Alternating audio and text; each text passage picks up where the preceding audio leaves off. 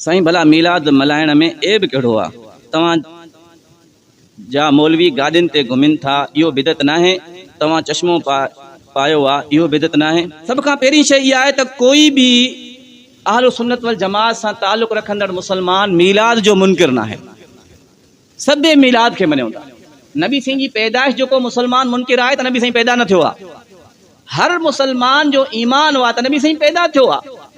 हालांकि मीलाद जा मुनकिर इहे आहिनि जेके नबी साईं खे नूर सम्झनि था, जेके तख़लीक़ी एतबार सां नबी साईं खे नूर सम्झे को माण्हू त नबी साईं नूर आहे, जीअं फ़रिश्ता हूंदा आहिनि, त उहो पाण मीलाद जो मुनकिर आहे। छो त फ़रिश्तनि जी पैदाइश न थींदी आहे। तव्हां कॾहिं ॿुधो आहे त जिब्राइल जेको आहे मीकाइल जो पुटु आहे, या इज़राइल इसराफील जो पुटु आहे, या माइट आहे, या सको आहे? उन्हनि में पैदाइश न आहे, तख़लीक़ न आहे। तख़लीक़ इंसान में हूंदी आहे। मीलाद असां मञूं था, तव्हां शायदि मुनकिर आहियो जेके नबी साईं खे तख़लीक़ी एतबार सां नूर सम्झनि था। रही ॻाल्हि इहा त इन में ऐब छा आहे, छो न कयूं? मौलवियुनि खे कहिड़ी तकलीफ़ आहे? ॾिसो, कंहिं बि कम खे जेकॾहिं असां शरीयत सम्झी कयूं त ही शरीयत जो हिसो आहे, फ़र्ज़ आहे, वाजिब आहे, सुन्नत आहे, इन में सवाब आहे, न कंदासीं त गुनाहगार थींदासीं। उहा शइ तॾहिं थींदी जॾहिं उन जो सबूत शरीयत में हुजे। नबी साईं कयो हुजे, क़ुरान में हुजे, या नबी साईं जे सहाबा कयो हुजे, पोइ असां उन शइ खे शरीयत सम्झी कंदासीं। जेकॾहिं का शइ शरीयत सम्झूं था पर उहा शरीयत में आहे ई कोन, इनखे बिदत चइबो आहे। इनखे छा चइबो आहे? बिदत चइबो आहे। रही ॻाल्हि हर्ज छा आहे, इन में बुराई छा आहे? ॾिसो, अज़ान ॾियूं था न, जॾहिं अज़ान ॾियूं था, अज़ान शुरू किथां थिए थी? अल्लाहु अकबर खां। अल्लाहु अकबर, अल्लाहु अकबर मुके काथे थी? ला इलाहा इल्लल्लाह ते मुके थी। जेकॾहिं को मौज़िन ला इलाहा इल्लल्लाह खां बाद लाउड स्पीकर में चए मुहम्मदुर रसूलुल्लाह, तुंहिंजे जमायत ईंदा न? चरियो थी वियो आहे, दिमाग़ ख़राबु आहे, छा मसइलो आहे? मुहम्मदुर रसूलुल्लाह छो चई? उहो चवंदो तव्हांखे कहिड़ी परेशानी आहे? कलमो त पढ़ियो आहे मां। मुहम्मदुर रसूलुल्लाह छा आहे? ला इलाहा इल्लल्लाह मुहम्मद रसूलुल्लाह, कलमो त पढ़ियो आहे। कलमे में कहिड़ो हर्ज आहे? तव्हां कलमे जा मुनकिर हो। मां अज़ान में पूरो कलमो पढ़ां थो, तव्हां अधु को था पढ़ो, तव्हां कलमे जा मुनकिर थियो न। जेकॾहिं उहो शख़्स इहा दलील ॾे, तव्हां चवंदो इहो इंतिहाई बेवकूफ़ आहे। छो बेवकूफ़ आहे?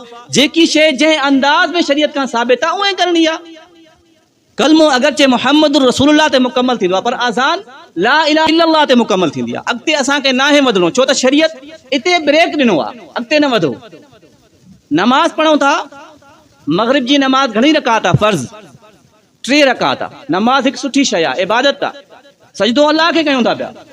जेकॾहिं को माण्हू 3 रकात जे बजाए 4 रकात फ़र्ज़ पढ़े, उनखे नेकी कमाइण जो ज़्यादा शौक़ु हुजे त कोई एतराज़ करे? फ़र्ज़ 3 हन, तूं 4 छो थो पढ़े? उहो चवंदो छो? मुंहिंजी मर्ज़ी, मां ज़्यादा सवाब कमाइण चाहियां थो, सजदो त अल्लाह खे कयां थो, तकलीफ़ तव्हांखे छो आहे? तव्हां छा चवंदा त तूं इंतिहाई बेवकूफ़ आहे।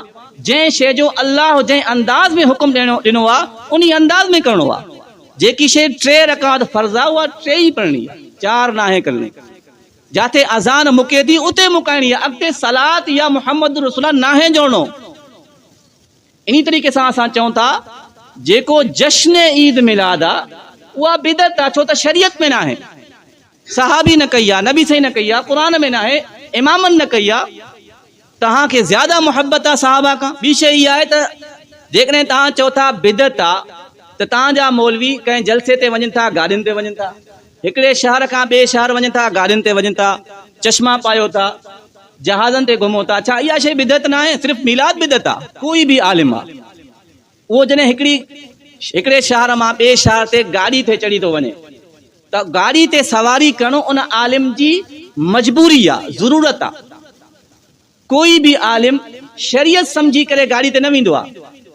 त मेराण खां वधीक टूडी ते सफ़र करण में ज़्यादा सवाब आहे, कंहिं आलिम चयो आहे अॼु ताईं? रेल खां वधीक जहाज़ में सफ़र करण जो ज़्यादा सवाब आहे, कंहिं आलिम न चयो आहे। इहा इंसाननि जी हिकिड़ी ज़रूरत आहे, शरीयत न आहे। मां चश्मो पायां थो, छा बग़ैर चश्मनि वारनि जी नमाज़ न थींदी आहे? उन्हनि जी बि नमाज़ थींदी, उन्हनि खे बि साॻियो ई सवाब मिलंदो। त चश्मो पाइणो, गाड़ी ते वेहणो असांजी मजबूरी आहे, शरीयत न आहे। तव्हां बि चओ त मीलाद मल्हाइणो शरीयत न आहे, असांजे पेट जी मजबूरी आहे। तव्हां बि चओ, असां तस्लीम कंदासीं। असां इनखे शरीयत नथा सम्झूं, तव्हां शरीयत सम्झो था। तव्हां चओ था जेको मीलाद नथो मल्हाए उहो नबी साईं जो मुनकिर आहे, उहो शैतान जो भाव आहे। हर शख़्स अक़ल खे इस्तेमाल करे सोचे जेकी शइ शरीयत में न आहे असां उहा कयूं छो था पिया, उन ते एॾो एहतमाम, एतिरा ख़र्च। त असांजो एतराज़ न मीलाद ते आहे न मीलाद मल्हाइण ते आहे। तव्हां मल्हायो जीअं नबी साईं मल्हायो आहे। सूमर जे ॾिहाड़े नबी साईं रोज़ो रखियो आहे पंहिंजी पैदाइश, तव्हां बि कयो। असांखे सिर्फ़ु एतराज़ इहो आहे, तव्हां ॾाढ़ी सां बि रोडनि ते नचो छो था? हयाव असांखे थिए थो। असां अखियुनि सां तव्हांखे रोड ते नचंदे ॾिठो आहे कई मरतबा।